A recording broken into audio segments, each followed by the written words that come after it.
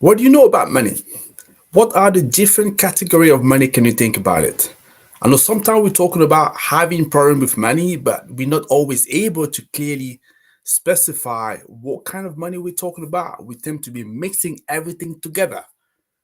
But for us to be a good relationship with money, for ourselves, for our life, for our business, we need to be clear about what are the different kind of money that we can think of. This is a conversation that I want to have with you today, and I want to go through what are the five categories of money I can think about. And I also want to know what you know about them, and we can have the discussion. Is it okay? Excellent.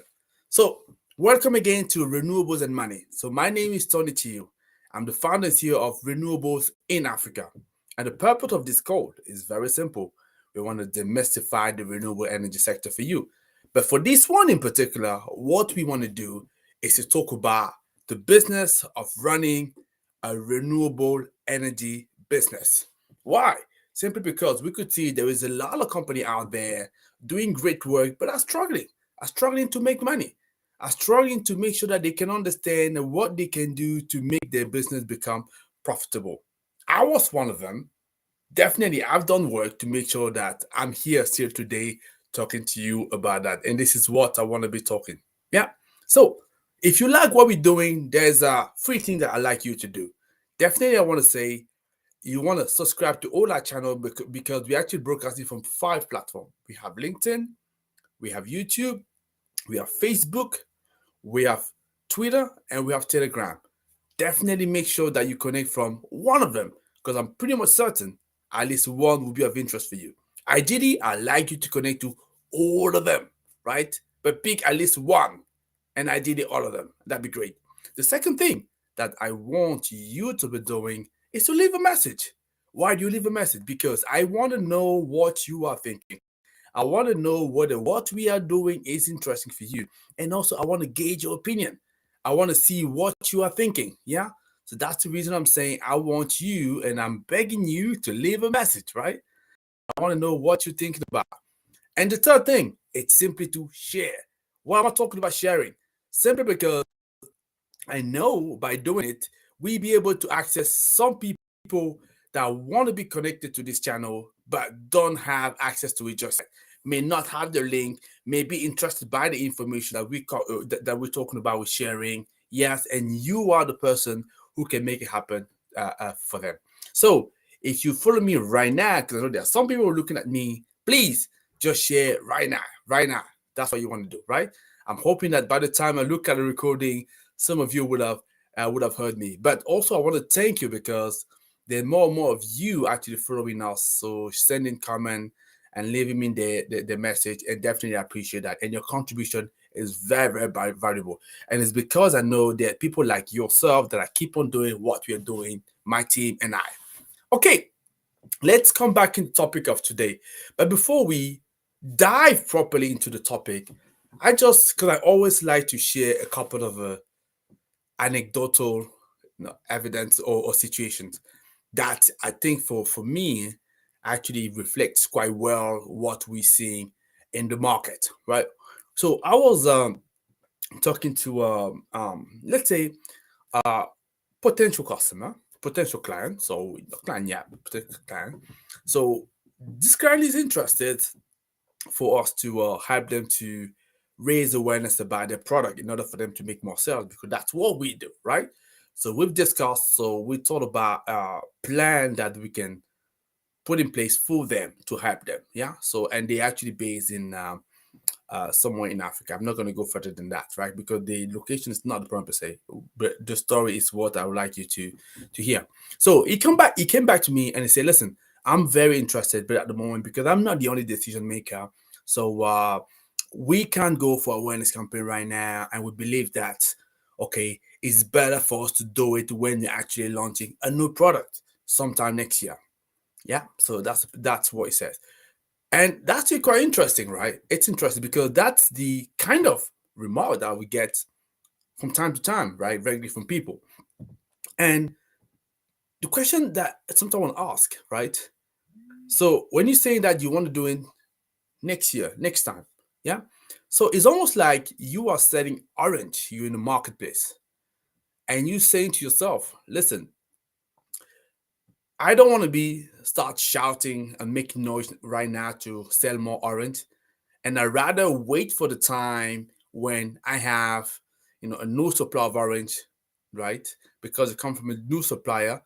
That's the time I'm going to start shouting. But for now, I'd rather stay a little bit quiet, right? I'm not going to be shouting right now, but I want to make more sales.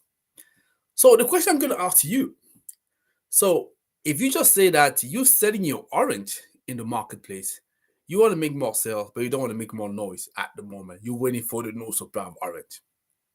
So the first question, how do you know that when you get your new orange and you start making noise, how do you know that your competitor won't have new orange at the same time than you? Then it becomes a question of who's actually shouting the most to get more attention from the customer. How do you know that? And if it happens to be the case, right? Or if the competitor is keeping on shouting, you want to be making sure that you shout more than him, or at least as much as he does, in order for you to attract the customers, right? So that you need to know. But if you haven't prepared for that, you're still going to be at a disadvantage with regard to that competitor. The second thing, how do you know that the orange that you will receive will be actually of a good quality, and that will be better than what you have, and actually your customer will prefer it? How do you know that? You have no guarantee so far until you get your new product, your new orange. Why not?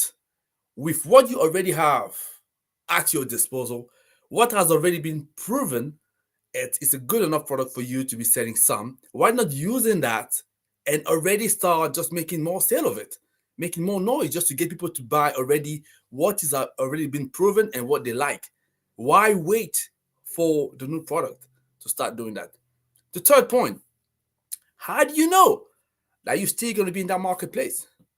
How do you know, for example, for whatever reason, that market won't be closed and it'll be a question of moving to another place? And that means you're going to have to start all over again. So that's what I'm saying. There's many, many, many unknown. So by saying that, you're only going to wait for the new product for you to become better at showing to people that you have the best product for them, and at showcasing that to them. You're simply saying that I clearly don't want to make more money right now. I'm going to defer it. But by deferring to the future, you have no guarantee whatsoever that it's going to come. And I'm just going to stop there. But the reason I'm saying that, this is the kind of reflection I usually get from people. No, I'm only going to get that when I have the new product. Yeah. So there's many, many assumptions that you're taking there. So my advice to you, you want to be raising awareness about the great job that you're doing, the great product that you have all the time. This is what big company does. If you look, for example, Coca-Cola, Apple, are you thinking that they're only going to advertise, or they're only going to promote themselves only when they have a new product? Really? Think again.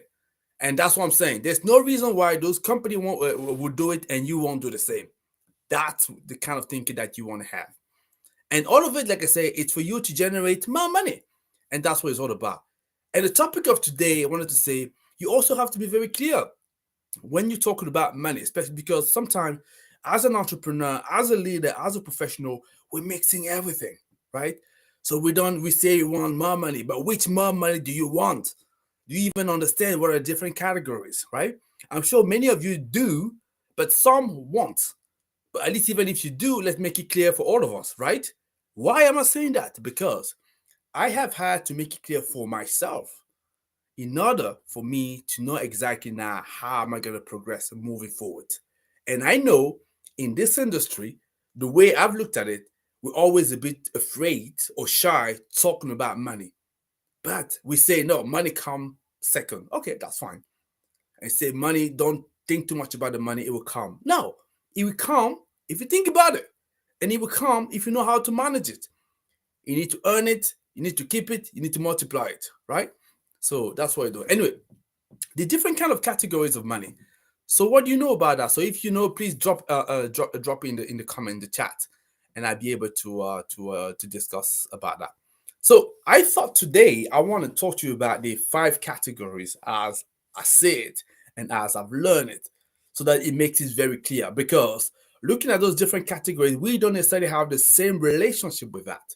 And when it becomes very clear to us, then we can now start, applying the right strategy, the right approach in order for us to deal with our money properly. So the first category is your income. It's obviously your income. So that's what everybody knows. So what is the income? Is the money that you're earning, right? You trade your time, your expertise for money, right? That's what you're getting. And obviously, you want to make sure that you have enough income to get you going, to be secure. So this is very, very important. And when you get to a certain stage, yes, you can afford to have some passive income when you build that over time. And ideally, that's what all of us what we want to do, meaning that we don't have to trade any more time and effort for the money. We would have built some system, and then we have enough passive income to support us. Yeah. So the income is very key, and that's what we all are earning, right? And that with this income, usually we want to make sure that we have enough to sustain our life, to sustain our business, and to sustain as well all our the pleasures that we want to do. Yeah. So that I'm sure everybody is very familiar with what income is. So the second category, it's your savings. Yeah, very different than your income. Your saving is the money that is left on the side. In fact, you may be earning a lot of money, a lot of income, a big income, saving at all. Or the other way around, you may not have a lot of money, but have a lot of savings. It all depends what could be the lifestyle that you have, right? So clearly, when we're talking about the save, different lifestyle that you have, it also depends on the kind of job that you're doing. Because some jobs basically would only allow you to make enough money that you need in order for you to get going, and pretty much leave you almost no savings at all, right? So that's the situation many people could be. Yeah. So basically, for you as a business, as a professional, as a leader, you want to understand what kind of savings do you want to have, not just for you as an individual, but also for your business. Whether you're the business owner, or whether you actually the leader of a section of the business. So whether you're a professional, you want to understand, okay, what kind of saving do we want to generate here, right? And those saving, what are we going to do with that? I know we usually keep the saving for the rainy days, and there should always be some money for the rainy day, that's for sure. But you need to decide what is the right aspect for you. I'm not here to tell you it has to be 10% saving, 20% saving. No, that's the what I'm going to tell you. The basic advice that I could share, which was given to me by my father, but again, you may want to revise it, put in your own context, was to say that, at any point in time, you always want to have 6 months savings, right? 6 months of your salary saving, worth of savings. And the rationale behind it was very simple. It's because we all go through tough time in life. And he was thinking, that's my dad. He was saying that whatever situation you go through, normally 6 months time is enough time for you to think about how can I actually cope with it, and what can I put in place in order for me to recover. That's what he was saying. Some of you may say 6 months is too much. I just want to have a month, two, or some may say I don't need any. It depends what you want, but at least that is what I wanted to, for example, share with you.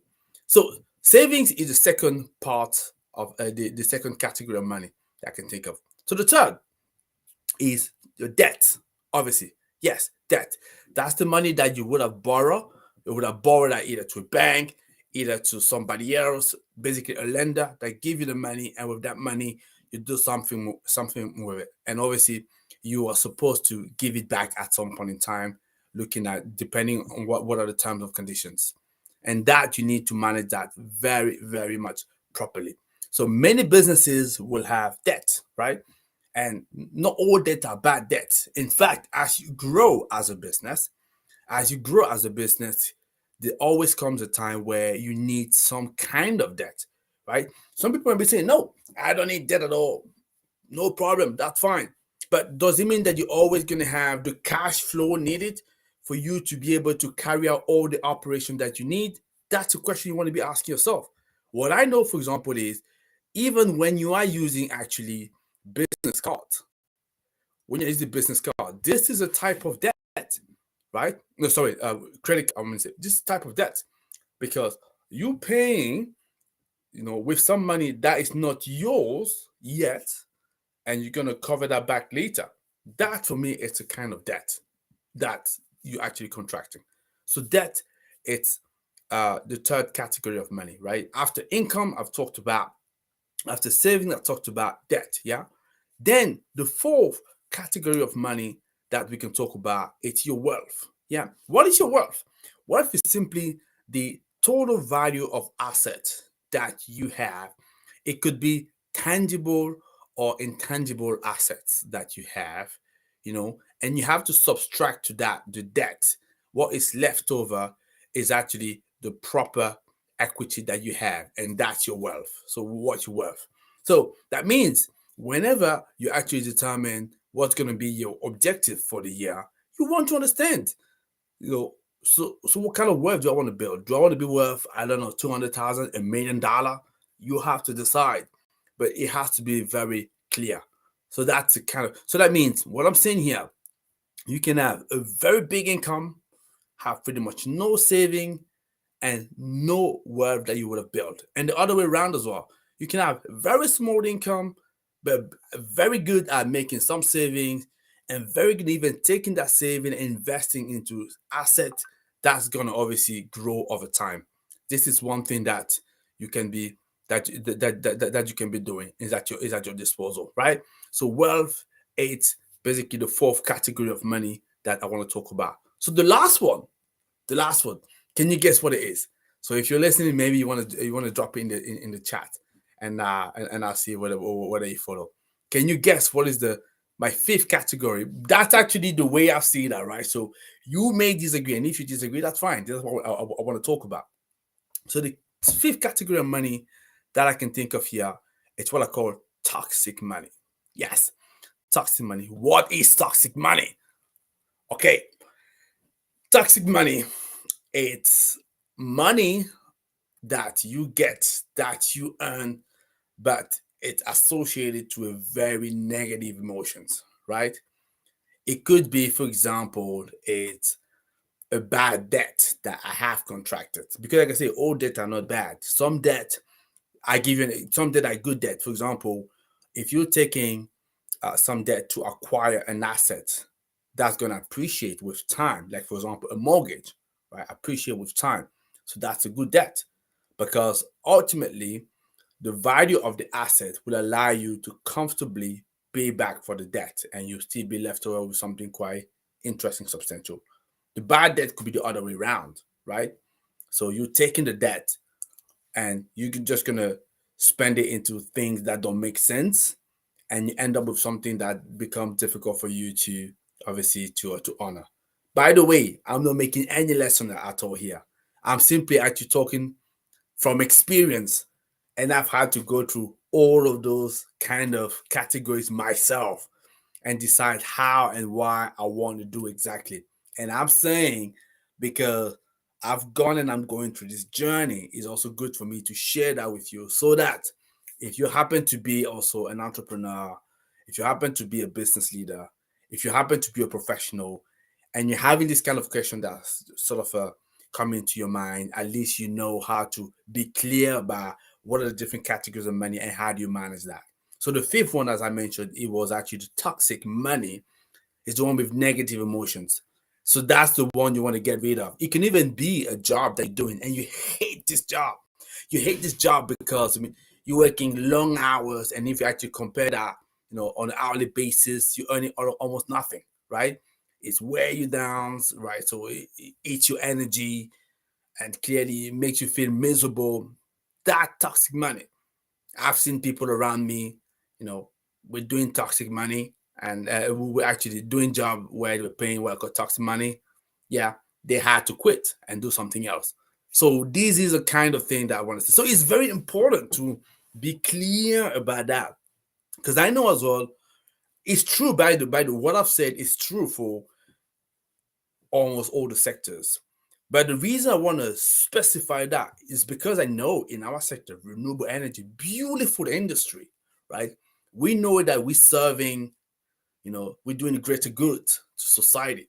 And because of that, we almost feel like it's bad to talk too much about money because money is perceived as something that could be negative, right? So we leave that on the side, right? And we want to support, we want to help. But the thing is, the best way to help people is to make sure that you are financially sound. You have a product, you have a service, you sell it, you make money, and you can help even more people. For me, the way I look at that, when you become a billionaire, for example, you can help billion. So there's nothing wrong with you saying that maybe with what I do, I want to make a lot of money and still make sure that, I can deliver a great product to save the planet. So the two are not antagonists, right? This is the reason we're having this kind of conversation. And like I say, money, and I'm talking, as I say, all that I'm saying, I'm talking from experience. That's what I've gone through. So if you're saying, for example, none of it concerns you, that's okay. That's great. And then I'm happy for you. But what I know, right? So many people are having these kind of issues because I've come across some of our customers, and I know one in particular I can think of, right? So beautiful product. Yeah, they launch it. We have them actually even promote it. But I could see already that the price they were selling the product at wasn't to me making sense to sustain their business. I could see that. I could see that, right? And I wasn't then too surprised when I asked the gentleman later on how things were going. Then he told me that he has had to take another job on the side to keep things going because he's definitely still believe in his product, but because he's not making enough money to sustain himself first, he's having to take another job aside. But by doing it, this is how you actually slow down your business. You don't even tap into the full potential. So that means we need to be very clear, very specific about what does it take to make money into the industry. Oh, by the way, as we're talking about money, what kind of money are we talking about? Is that I want to make more income? Is that I want to have more savings? Is it to say that I want to have maybe less debt, more debt? So do I want so what's going to be my wealth? Do I want to be very very wealthy, a wealthy individual? Right? I want to be worth something, $500,000, $1 million, a billion. I don't know. Is that what we're looking for? And do I have toxic money in my life? How can I get rid of toxic money so that it doesn't actually, because the toxic money will eat your energy. And no matter how much great idea, good product that you have, you won't be able to deliver that because it consumes you and you're having to deal with that toxic aspect of the toxic money. Toxicity. I think if the word exists, I don't know. That's what I wanted to talk to you about today. I don't know whether there was any question with regard to that. If there is, I'd be delighted to respond to it, and then and we can take it forward. If there is none, then that's okay. I mean, you can still drop your question afterward. Like I say, so what I like you to do, whether you actually follow me live, not live, leave me a comment. Let me know what you think. So, by the way, you do not need to agree with me, right? I actually love it if you don't agree, so that at least we can have a conversation because I'm also here to learn from you. I'm also here to learn from your experience. The whole idea for us having this platform, this forum, is for us to exchange and to support one another and to see that how we can actually get this industry growing in order for us to be making more money, in order for us to be helping more people, and then to make sure that we can all save our planet. That's what it's all about. But we need to understand the principle behind business. We need to understand the principle behind entrepreneurship, especially. But those principles I talk to you, it applies to everybody else because whether you are officially an entrepreneur or not, you're still an entrepreneur of your own life. And that's what you need to understand. You need to understand how things are working. So this is what I wanted to talk to you today. I don't think there is any question as I can see, but I'm hoping that what I've said it's helpful for you, and it's gonna allow you to make some progress in your chosen life. And I'm hoping that if you happen to be in the renewable energy, so it helps you to see things a little bit differently. I'm looking forward to hear from you, especially if you're an entrepreneur. Tell me what you think, what you are thinking about that. Yeah, so that'd be great. So last but not least, I just want to say, so if I come back to the example, I was talking to my to that prospect of us, saying that they don't want to raise awareness now. They don't want to do anything right now, but they really leave it to tomorrow. Tomorrow is not guaranteed. Whatever you have right now, do it. Do it. Yeah. Look at the period we've gone through. Nobody could have predicted COVID. Nobody could have predicted the war in Ukraine, right? So we may have to some extent predict a little bit inflation, but not to the level that we're seeing right now. No. So tomorrow, no, tomorrow is not guaranteed. What is guaranteed is today, what you're facing. Yeah. So if you can do it, do it. That's what I'm saying. So yeah, I'm just gonna leave it there. So I'm looking forward to hear from you. What is your opinion about a different category of money? So are you doing well in all those category of money? Which one cause you the most trouble? I like to hear from you and find out how you're saying that. So that's what I had to share with you today. So I'm turning to you, founders here of renewables in Africa and author as well, or the wind energy in Africa. And I'm actually working on my second book, and I'm hoping to be able to see you very soon. So in between then, you have a beautiful Friday, and I'll see you not too long on Sunday, and we're gonna be talking about a very specific topic. I believe it will have to deal with Uganda, or maybe not, but I believe it will be Uganda. Stay tuned, I'll tell you more. So in between then, guys, you have a lovely day, and it was a pleasure to see you. As I usually say, may the sun be with you. Capello.